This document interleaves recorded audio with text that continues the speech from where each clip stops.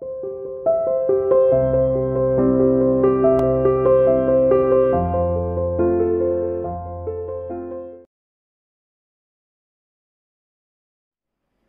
dear student, welcome to CA International School online classes. Dear plus 2 commerce class unit 3rd business environment हमने start किया था. Today we will discuss about topic impact of privatization on industry and business in India. Economic reform हम पढ़ चुके हैं जिसमें हमने liberalisation, globalisation और प्राइवेटाइजेशन के बारे में पढ़ा है. उसके ऑब्जेक्टिव भी हमने क्लियर कर लिए हैं. इसके बाद अब इस टॉपिक को समझना हमारे लिए बहुत इजी है कि प्राइवेटाइजेशन का क्या इम्पैक्ट रहा.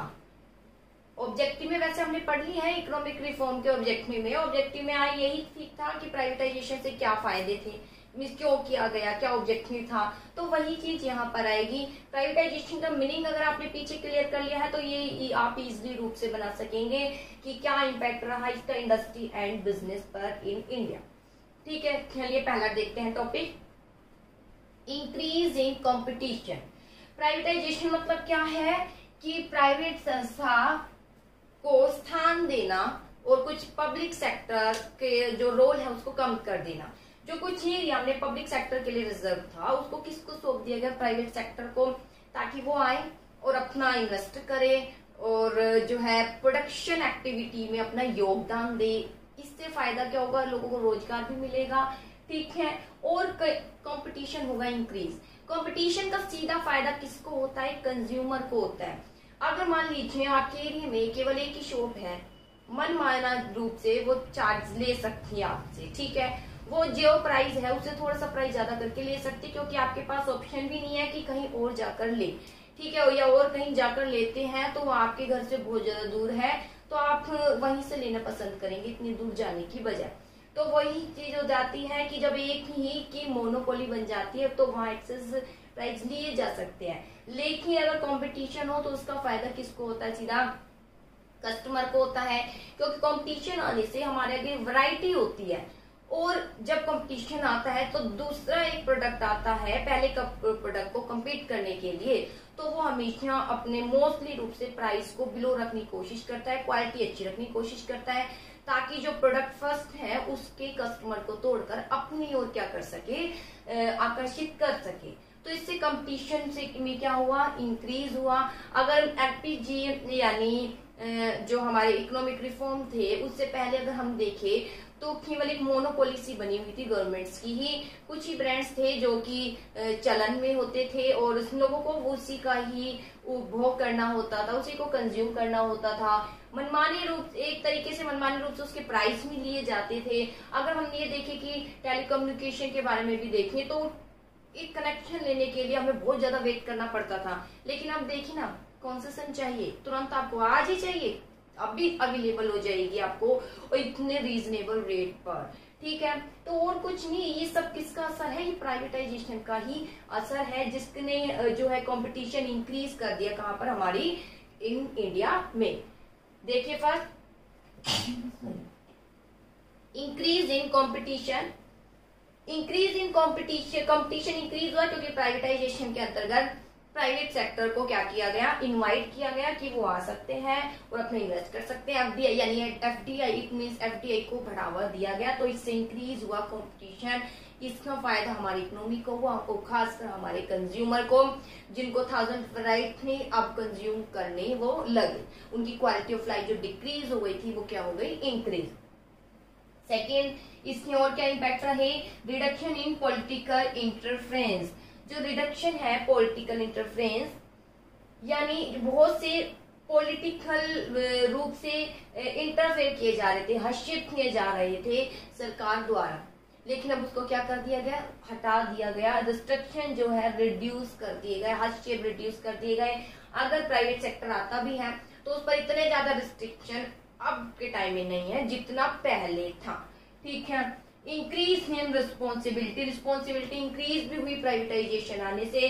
क्योंकि अगर सरकारी क्षेत्र में हम देखें तो अभी ये रहता है तो ठीक है, वहां पर काम इतना बढ़िया नहीं होता. ठीक है, और दूसरा अगर हम देखें लोगों में ही रिस्पॉन्सिबिलिटी इंक्रीज हो गई, यहाँ पर इंक्रीज इन रिस्पॉन्सिबिलिटी मतलब अब हमें ये पता है कि अगर ढंग से कार्य नहीं करोगे तो हटा दिया जाएगा। तो प्राइवेटाइजेशन से कहीं ना कहीं इंक्रीज हुई रिस्पॉन्सिबिलिटी, मैनेजमेंट सिस्टम भी क्या हुआ, इंक्रीज हुआ। इंक्रीज इन एफिशिएंसी, एफिशिएंसी भी इंक्रीज हुई, मैनेजमेंट सिस्टम इंक्रीज हुआ, अच्छी मैथड अच्छी टेक्नोलॉजी यूज की जाने लगी, प्रोडक्शन में इंक्रीज हुआ, जीडीपी में बढ़ा, एफिशिएंसी हुई increase. Increase in rate of industrial growth तो इंक्रीज हुआ ही, क्योंकि जो क्षेत्र अनप्रॉफिटेबल भी थे उसको प्रॉफिटेबल बनाने के लिए उन क्षेत्रों को प्राइवेट सेक्टर को सौंप दिया गया। फ्रीडम इन मैनेजमेंट, मैनेजमेंट में फ्रीडम थी, फ्रीडम रूप से जो इंडस्ट्री है अपना मैनेजमेंट को क्या कर सकती है, चला सकती है। ये सब इम्पैक्ट रहे प्राइवेटाइजेशन के, जो इंडस्ट्री एंड बिजनेस पर प्रभाव पड़ा हमारे जो इंडिया में जब हमने लागू किया प्राइवेटाइजेशन। चलिए अब हम इसका डिटेल देख लेते हैं। First of all, increase in competition. Privatization of business unit of public sector, there has taken place an increase in competition. Privatization के आने से जो competition है वो increase हुआ। For example, privatization in telecommunication, telecommunication यानी वही जो भी मैंने बोला था, पहले आपको बहुत लंबी लाइनों में रहना पड़ता था, आपको जो है बहुत लंबे समय तक वेट करना पड़ता है सिर्फ एक कनेक्शन के लिए टेलीफोन के, लेकिन अब ऐसा नहीं है। टेलीकम्युनिकेशन का प्राइवेटाइजेशन करने के कारण इंक्रीज हुआ competition. Telecommunication service has been cheaper and better quality, और लोगों को इसमें चीप और बेटर क्वालिटी मिलने लगी। Second, reduction in political interference, ठीक है, पॉलिटिकल जो हस्तक्षेप था वो क्या हो गया, रिड्यूस हो गया। फिर देखिए, privatisation result in freedom from political interference, privatisation के आने के कारण फ्रीडम मिला, फ्रीडम हो गई, अब वो जो हस्तक्षेप थे वो कम हो गए। Further, there is no unnecessary delay in taking decision and work done at fast speed. अब जो भी डिसीजन लिए जाते थे इन सेक्टर में, टेकिंग डिसीजन बहुत ही फास्ट रूप से लिए जाने लगे, क्योंकि अननेसेसरी जो पॉलिटिकल हस्तक्षेप था डिसीजन लेने में भी, संस्था गई है वो चला रही अपने कार्यक्रम भी, संस्था को चला रही, डिसीजन तो लेने ही पड़ेंगे, उसमें भी बहुत सारे हस्तक्षेप करते थे, तो वो सब हटा दिए गए। Increase in responsibility, responsibility increase हुई लोगों में, संस्थाओं में। Privatisation has lead to development of the sense of responsibility in the employ. Privatisation आने से डेवलपमेंट हुआ, किसका डेवलपमेंट हुआ, sense of responsibility in employ. Employ में जो रिस्पॉन्सिबिलिटी की भावना है वो क्या हुई, इंक्रीज हुई। कैसे, The employee who used to be careless while working in public sector, जो पब्लिक सेक्टर में क्या थे, केयरलेस थे काम करने में, now being honest in discharge their duty, उन्हें अब डिस्चार्ज यानी पूरी करनी पड़ी अपनी ड्यूटी, वो भी पूरी ऑनेस्ट रूप से। Now they are apprehensive of being fired from the company in case of non performance, क्योंकि उन्हें पता चला कि अगर एक कंपनी में हम ढंग से कार्य नहीं करेंगे तो हमें फायर कर दिया जाएगा। अब ये पब्लिक संस्था नहीं है जो कि अपने मनमाने रूप से आप कर रहे हैं, डिले कर रहे हैं, किसी प्रकार का डिले हमारी नौकरी के लिए खतरा बन सकती है। तो लोगों में, एम्प्लॉय में इंक्रीज हुई रिस्पॉन्सिबिलिटी, साथ ही संस्था में भी रिस्पॉन्सिबिलिटी इंक्रीज हुई कि कुछ करने के लिए, ऑब्जेक्टिव प्राप्त करने के लिए, लोगों को फायदा देने के लिए। आगे, they are apprehensive of being fired from such a change in attitude of employee has resulted in positive impact of industry and business। अब एम्प्लॉय का यही एटीट्यूड कि एम्प्लॉय पूरे ऑनेस्ट के साथ काम करने लगा विदाउट डिले, इसका इम्पैक्ट सीधा किस पर पड़ा, इंडस्ट्री एंड बिजनेस पर। अब जो कि जब एम्प्लॉय पूरे ऑनेस्ट रूप से काम करेगा, अपनी एफिशिएंसी इंक्रीज करेगा, फायदा किसको होगा, बिजनेस को। अब आता है अगला, increase in efficiency. Privatization of industries in India, public sector has resulted in increase in their efficiency। अब privatization होने से efficiency increase हुई। Now all the industry know that without effecting increase in their efficiency, they won't be made to survive in the market। क्योंकि सब industry को पता चल गया कि कंपटीशन इंक्रीज हो गया, कि कंपटीशन हमारे आगे आ रहा है, अगर हमें सरवाइव करना है तो हमें अपनी एफिशिएंसी इंक्रीज करनी पड़ेगी, उसमें एम्प्लॉय ओनर्स हो, उनका डेवलपमेंट भी करना पड़ेगा, उन्हें ट्रेनिंग भी देनी पड़ेगी, सब उसमें इंक्रीज हो गया, और तभी तो इंक्रीज होगी एफिशिएंसी। तो इंडस्ट्री को पता चल गया अब कंपटीशन और भी प्राइवेट सेक्टर में आ सकते हैं, सभी एक दूसरे को कम्पीट करेंगे, वहां पर सर्वाइव करना डिफिकल्ट हो जाएगा, और सर्वाइव करने के लिए इंक्रीज करनी ही पड़ेगी हमें हमारी संस्था में एफिशिएंसी, एम्प्लॉय की भी एफिशिएंसी और संस्था की भी एफिशिएंसी। इसके बाद आता है ताकि प्रॉफिटेबल इंक्रीज, और एफिशिएंसी इंक्रीज होने से प्रॉफिटेबिलिटी इंक्रीज होती है। Increase in rate of industrial growth, increase हुआ किसका? Industrial growth rate. Prior to privatisation से पहले several industrial lay inactive in public sector, विभिन्न प्रकार की इंडस्ट्री जो इनएक्टिव थी पब्लिक सेक्टर में, because which rate of industrial development growth of country वो स्लो, क्योंकि कंट्री का ग्रोथ बहुत ही स्लो था। बट प्राइवेटाइजेशन आने के बाद there has taken place an increase in rate of growth of these industry. Privatisation से पहले बहुत ही जो इंडस्ट्री थी वो बहुत ही स्लो स्पीड से चल रही थी, पब्लिक सेक्टर का ज्यादा इंटरफेरेंस था, बहुत ही स्लो स्पीड से चल रही थी। लेकिन जैसे ही प्राइवेटाइजेशन हुआ अब तो पता चल गया कंपटीशन आएगा, इंक्रीज करनी हमें एफिशिएंसी, ठीक है, रिस्पॉन्सिबिलिटी लोगों में इंक्रीज करवानी है, तो इंक्रीज हुआ इंडस्ट्रियल ग्रोथ, ठीक है, क्योंकि इंडस्ट्री का जो है विकास होने लगा। There has taken place increase in rate of growth this industry, जो इंडस्ट्री पहल का विकास पहले स्लो था, प्राइवेटाइजेशन आने से उनका विकास हुआ, क्योंकि जो इंडस्ट्री का स्लो था तो वो प्राइवेट सेक्टर को सौंप दी गई ताकि उनका विकास क्या हो जाए? इंक्रीज हो जाए। इसके बाद there has increase in rate of फलस्वरूप the rate of industrial growth of country has increased और industrial growth हुआ increase। Last, freedom in management, freedom in management। देखिए, prior to privatization से पहले industrial unit which were victim of bureaucracy and red tapism, bureaucracy आपको पता है तानाशाही की, सरकार की तानाशाही है, और उसी के द्वारा जब तक वो परमिशन नहीं देगा कुछ कार्य नहीं किए जा सकते, अननेसेसरी कंट्रोल लगा रहा है, वो सब हट गए थे। रेड टेपिज्म तो आपको पता है लाल फीताशाही मतलब पेपर फॉर्मेलिटी बहुत ज्यादा होना, अननेसेसरी डिले होना। प्राइवेटाइजेशन से पहले इंडस्ट्रियल यूनिट जो है विक्टिम थी, किसकी विक्टिम थी? ब्यूरोक्रेटिक और रेड टेपिज्म, यानी बहुत ज्यादा पेपर फॉर्मेलिटी पूरी करनी पड़ती थी, लेकिन प्राइवेटाइजेशन के बाद इसको हटा दिया गया। Have now begun to manage by professional manager, अब प्रोफेशनल मैनेजर इसको संभालते हैं। Now manager can take decision freely, अब मैनेजर फ्रीली डिसीजन ले सकता है विदाउट एनी पॉलिटिकल प्रेशर। यहाँ था ना पॉलिटिकल इंटरफेरेंस रिड्यूस हो गया, अब बिना पॉलिटिकल इंटरफेरेंस के वो इजिली क्या ले सकता है? Decision. Now there has take place increase in rate of performance and quality of work, इस प्रकार इंक्रीज हुआ रेट ऑफ पार्टिसिपेशन और इंक्रीज इन वर्क, इससे रेट ऑफ पार्टिसिपेशन इंक्रीज हुआ और increase in work of quality भी क्या हुई? इंक्रीज हुई। तो ये है बेटा इम्पैक्ट जो प्राइवेटाइजेशन का रहा बिजनेस एंड इंडस्ट्री पर। देखिए फिर एक बार करा देती हैं। फर्स्ट ऑफ ऑल है increasing competition.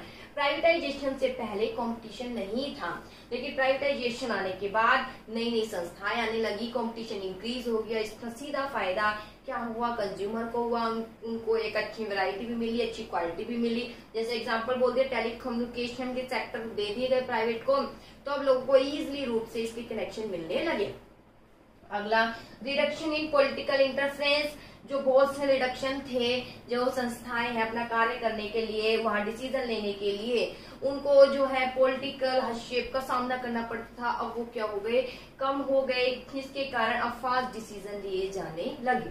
Third, increase in responsibility में एम्प्लॉय, जो एम्प्लॉय पब्लिक सेक्टर में बहुत ज्यादा केयरलेस होकर काम करता था, अब उसे पता चल गया कि अब वो प्राइवेट सेक्टर के अधीन आ चुका है, अब वो जो है अगर कार्य नहीं करेगा तो उसे हटा दिया जाएगा। तो एम्प्लॉय में भावना उत्पन्न होने लगी रिस्पॉन्सिबिलिटी को पूरा करने की, कार्य को अच्छे तरीके से पूरा करने की। Increase in efficiency, increase in efficiency मतलब इंक्रीज होने लगी एफिशिएंसी। जो इंडस्ट्री पहले जो है जिसमें एफिशिएंसी इंक्रीज नहीं थी, अब उसमें एफिशिएंसी इंक्रीज होने लगी क्योंकि अच्छा मैनेजमेंट सिस्टम आया और ये पता चल गया कि अगर जो इंडस्ट्री अगर सरवाइव करना चाहती है लंबे समय तक, या मैंने सरवाइव लिख दिया, जो इंडस्ट्री सरवाइव करना चाहती है तो उसने अपनी एफिशिएंसी इंक्रीज करनी ही पड़ेगी। Increase in rate of industrial growth increase हुआ। जो इंडस्ट्री पहले स्लो रेट पर चल रही थी अब उसका क्या हो गया, रेट हो गया इंक्रीज, ठीक है। अब वो स्पीड से चलने लगी क्योंकि अननेसेसरी जो हस्तक्षेप थे वो हो गए कम। फ्रीडम इन मैनेजमेंट, पहले जो इंडस्ट्री थी वो शिकार थी, रेटपिज्म और ब्यूरोक्रेटिक थी, लेकिन अब ये सब हट गए जिसके कारण जो मैनेजर है इजीली रूप से अब डिसीजन ले सकता है, जिसके कारण रेट ऑफ पार्टिसिपेशन भी बढ़ा, ठीक है। पार्टिसिपेशन की संख्या बढ़ी, इंडस्ट्री आने लगी, ओवर की क्वालिटी भी क्या होने लगी, इंक्रीज, क्योंकि अब वो डिसीजन फ्रीली रूप से ले सकता है मैनेजर। फिर एक बार रिवाइज कर देती हूँ। इंक्रीजिंग कंपटीशन में आप टेलीकम्युनिकेशन का लिख सकते हैं, आने से अब हमें इजीली रूप से कनेक्शन मिलने लगे। पॉलिटिकल इंटरफेरेंस का रिडक्शन, पहले जो डिसीजन लेते थे इंडस्ट्री उनमें बहुत ज्यादा हस्तक्षेप किया जाता था पॉलिटिकल, अब वो खत्म हो गए। इंक्रीज इन रिस्पॉन्सिबिलिटी, ये मान जाता था कि पब्लिक सेक्टर में काम कर रहे हैं तो केयरलेस करो, ऐसे केयरलेस रूप से काम करते थे एम्प्लॉय। अब ऐसा नहीं रहा, प्राइवेट सेक्टर में अगर काम करना है तो आपको मन से काम करना पड़ेगा, तो इंक्रीज हो गई रिस्पॉन्सिबिलिटी एम्प्लॉय में। Increase in efficiency, efficiency increase हो गई क्योंकि इंडस्ट्री को पता है प्राइवेटाइजेशन में नई नई इंडस्ट्री और आएगी, अगर सरवाइव करना है मार्केट में तो इंक्रीज करनी पड़ेगी efficiency. Increase in rate of industrial growth, industrial growth क्या हुआ, इंक्रीज हुआ। जो इंडस्ट्री पहले स्लो रेट से चल रही थी उसे प्राइवेट सेक्टर को सौंप दिया गया और उसकी अब रेट क्या हो गई, बढ़ने, इंडस्ट्रियल ग्रोथ की इंक्रीज। फ्रीडम इन मैनेजमेंट की जो इंडस्ट्री पहले डिसीजन फ्रीली रूप से नहीं ले पाती थी क्योंकि बहुत से सरकारी हस्तक्षेप थे, अब जो है मैनेजमेंट के में डिसीजन वो इजीली रूप से ले सकते थे बिना किसी हस्तक्षेप के। इससे रेट ऑफ पार्टिसिपेशन भी बढ़ा और वर्क की क्वालिटी भी बढ़ी। तो ये भी है बेटा इम्पैक्ट। इससे पहले एक टॉपिक है impact of change in government policy business and industry, ये हट चुका है। वैसे इसमें से केस स्टडी काफी आती थी, तो मे भी शायद पॉसिबिलिटी अब शायद प्राइवेटाइजेशन में से केस लिया जाए, तो इसमें आपको हर एक पॉइंट याद करना पड़ेगा, हर एक पॉइंट आपको एक्सप्लेनेशन अच्छे से याद होना चाहिए। ये नहीं कि ऐसे ही कर रहे हैं कि 6 पॉइंट है तो 6 के 6 आपको याद होनी चाहिए, मे भी आ सकती है इसमें से केस स्टडी क्योंकि इससे पहले वाला पॉइंट कट हो चुका है, ठीक है। तो ये थे, आई होप समझ आए होंगे। इसके बाद मैनेजरियल रिस्पॉन्स है चेंज इन बिजनेस एनवायरनमेंट का, कुछ नहीं, छोटा सा टॉपिक है, ज्यादा करने की जरूरत नहीं है, बाकी आप रीड कर लेना, थोड़ा बहुत मैं करा देती हूँ। बिजनेस एनवायरनमेंट को आपको पता है वह सभी फैक्टर का टोटल है जो बिजनेस को प्रभावित करते हैं और बिजनेस का इन पर कोई कंट्रोल नहीं होता। तो मैनेजरियल रिस्पॉन्स बताना है to change in business environment, जो बिजनेस एनवायरनमेंट में जो चेंजेस होते हैं तो उसमें क्या क्या क्या चेंजेस होते हैं और क्या चेंजेस हमें करना पड़ता है अपने बिजनेस में। Prominent feature of business environment is being dynamic, तो प्रोमिनेंट फीचर बिजनेस एनवायरनमेंट की तो ये डायनेमिक ही, एनवायरनमेंट चेंज होता रहता है, सबसे ज्यादा टेक्नोलॉजी चेंज होती है। It means business environment undergo continuously रूप से ये चेंज होता रहता है। फॉर एग्जाम्पल इसमें क्या क्या चेंज होते हैं, देखिए बिजनेस एनवायरनमेंट में मैनेजरियल रिस्पॉन्स बताना है क्या क्या चेंज होते हैं बिजनेस एनवायरनमेंट में। तो सबसे पहले चेंज हो जाता है change in taste of customer, customer का चेंज टेस्ट चेंज हो जाता है। दूसरा चेंज इन एटीट्यूड, कस्टमर का चेंज, टेस्ट चेंज होने के कारण वो दूसरे चला जाता है, ठीक है। तो ये प्रभाव डालना है हमारी संस्था को। माइक्रो में था ना कि कस्टमर एक नहीं अनेक होने चाहिए, ठीक है। Change in attitude conduct of supply, supply का एटीट्यूड भी चेंज हो जाता है जिसके कारण संस्था पर प्रभाव पड़ता है। Link down condition of advance payment, हो सकता है सप्लाई कह रहा हूं हमें एडवांस पेमेंट चाहिए तभी हम सप्लाई करेंगे, ये सब आप पढ़ चुके हैं, वही उसको कंबाइन दिया हुआ है। चेंज इन फॉर्म और nature of competition, competition change हो सकता है बिकॉज एंट्री, कंपटीशन का फॉर्म यानी कंपटीटर और आ सकते हैं अपने अच्छे प्रोडक्ट के साथ, अच्छी स्कीम के साथ। Change in attitude, general public का एटीट्यूड चेंज हो सकता है वो पोस्ट करे कि ये इंडस्ट्री पोल्यूशन फैला रही है, इसको यहाँ से हटाया जाए। Change in expectation people from, business के प्रति जो पीपल की एक्सपेक्टेशन है हो सकता है वो चेंज हो जाए, वो हमसे कुछ और जानना चाह रहे हैं और हमें वो नहीं दे पा रहे तो दूसरी संस्था की ओर चले जाए। तो ये कुछ चेंजेस है तो होते रहते हैं, इसके बारे में बताया। आगे change in political structure, political structure जो है चेंज होता रहता है, सत्ता चेंज होती रहती है, इकोनॉमिक पॉलिसी चेंज होती रहती है, लीगल रेगुलेशन, माइक्रो मैक्रो दोनों के कंबाइन है। ये सब चेंज होते रहते हैं। जैसे यहाँ दिखा हुआ the example of Nirma company can be given in context of managerial response. Managerial response एक संदर्भ में बताते हैं। निरमा कंपनी ने अपना एक मैनेजरियल रिस्पॉन्स दिया बिजनेस एनवायरनमेंट के संदर्भ में। सेम टाइम है वो कुछ समय पहले जो निरमा कंपनी है वो बहुत ज्यादा पॉपुलैरिटी में थी, ठीक है, एक अच्छा ब्रांड था निरमा कंपनियां, आप टीवी में ऐड भी देखते थे, ठीक है, वॉशिंग पाउडर निरमा इस तरीके से। लॉन्च ऑफ वॉशिंग सोप, इसने वॉशिंग सोप भी मार्केट में लॉन्च की। इंकर्ड बाय इट्स सक्सेस, इसकी सक्सेस से प्रभावित होकर company introduce toilet soap also in the market. Company ने एक टॉयलेट सोप भी इंट्रोड्यूस किया मार्केट में, ठीक है, अपनी जो है इस सफलता से जो है इंकर्ज होकर। This product of company was also receive well in market, और निरमा कंपनी के प्रोडक्ट ने अच्छी ख्याति प्राप्त हुई मार्केट में। In this way Nirma company made an environment analyse and reach a conclusion. फिर उसने एनालाइज किया एनवायरमेंट का और कंक्लूजन पर निकली कि external environment affect some opportunity to the company, की बाहर जो एक्सटर्नल एनवायरमेंट है कंपनी के लिए अपॉर्चुनिटी उत्पन्न करते हैं। In order to take advantage, और इन एडवांटेज का अपॉर्चुनिटी का एडवांटेज उठाने के लिए company brought out above mention two product in the market. उसने देखा कि बाहर अपॉर्चुनिटी है एक्सटर्नल एनवायरमेंट में, इसमें लिए उसने 2 प्रोडक्ट और लॉन्च किए। Here strategy of launch 2 new product in the market to diagnosis of the environment analyse. बाहर एनवायरमेंट का अध्ययन करके उसने और जो है 2 प्रोडक्ट लॉन्च किए। On the other hand increase popularity of Nirma company, जो है एक पॉपुलर जानी जाने लगी, to be a danger for rival company, के लिए डेंजर होने लगे। Main rival company were Godrej and the Hindustan liver, जो है इसके लिए। On the other hand increasing popularity of Nirma company appear to be a danger for the rival company, ठीक है। अब ये जो निरमा कंपनी है इसके प्रोडक्ट तो अच्छे जाने लगे, साथ में राइवल कंपनी है ये भी जो है, इस राइवल कंपनी जो गोदरेज और हिंदुस्तान लीवर थी, These company undertook analysis of external environment। अब ये दोनों कंपनी गोदरेज निरमा कंपनी के लिए खतरे साबित होने लगे। These company undertook analyze external environment, in company ने बाहरी एनवायरमेंट का अध्ययन किया। This analysis lead them to conclusion there was danger from external environment। This danger was in form of increasing competition। Keeping this danger in view, company made an evaluation of their strategy and strength and weakness।